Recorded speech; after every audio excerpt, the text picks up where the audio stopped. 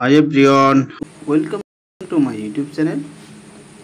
আমরা যখন ফেসবুকে কোনো ভিডিও আপলোড করি বা কোনো ফটো আপলোড করে থাকি, তখন দেখবেন যে নিচের দিকে একটি মেসেঞ্জার অপশন আসে বা মেসেজ অপশন আসে। সেখান থেকে কিন্তু আমরা ডাইরেক্ট যে লোকের ভিডিও বা ফটো তার সঙ্গে যোগাযোগ করার অপশন থাকে।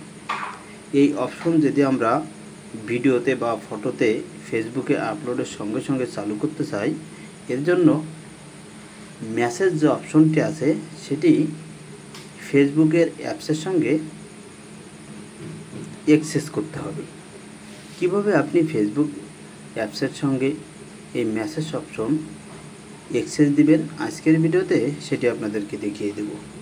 এর জন্য যে কাজটা করতে হবে, প্রথমে যে সেটিং আইকন আছে মোবাইলের ডিসপ্লেতে আসবেন এবং এই সেটিং আইকনে ক্লিক করবেন।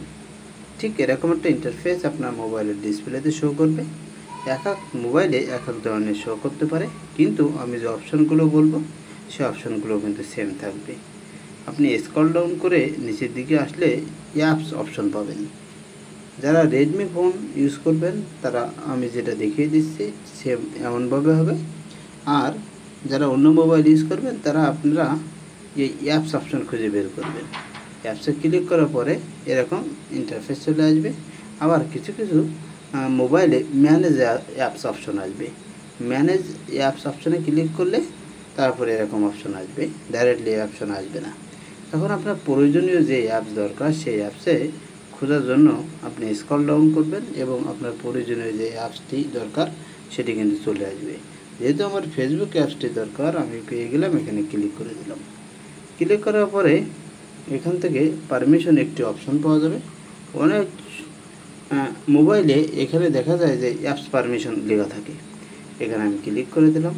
ক্লিক করার পরে মেসেজ, এই যে মেসেজ অপশন যেটি আছে এটি কিন্তু এখন নট এনেবল অবস্থায় আছে। তার মানে এখন চাইলেও মেসেজ করা যাবে না। এখন এই অপশনটাকে এনেবল করতে হবে, তারপরে করা যাবে। আমি এখন এনেবল করলাম। এনেবল করার জন্য মেসেজে ক্লিক করার পরে অলওয়েজ অ্যালাউ যে অপশনটি আছে এই অপশানে ক্লিক করে দিলাম। এখন আমি এখান থেকে বের হয়ে আসলাম। বের হয়ে আসার পরে মেসেজে যদি আমরা লক্ষ্য করি এখানে কিন্তু টিক চিহ্ন চলে আসছে। তার মানে এখন থেকে ভিডিও যখন আপলোড করব তখন এই অপশনটি চালু করে রাখা যাবে। আশা করি এই ভিডিওটি দেখার পরে কিছুটা হলেও আপনাদের হেল্পফুল হবে। Thank you all. আল্লাহ হাফেজ।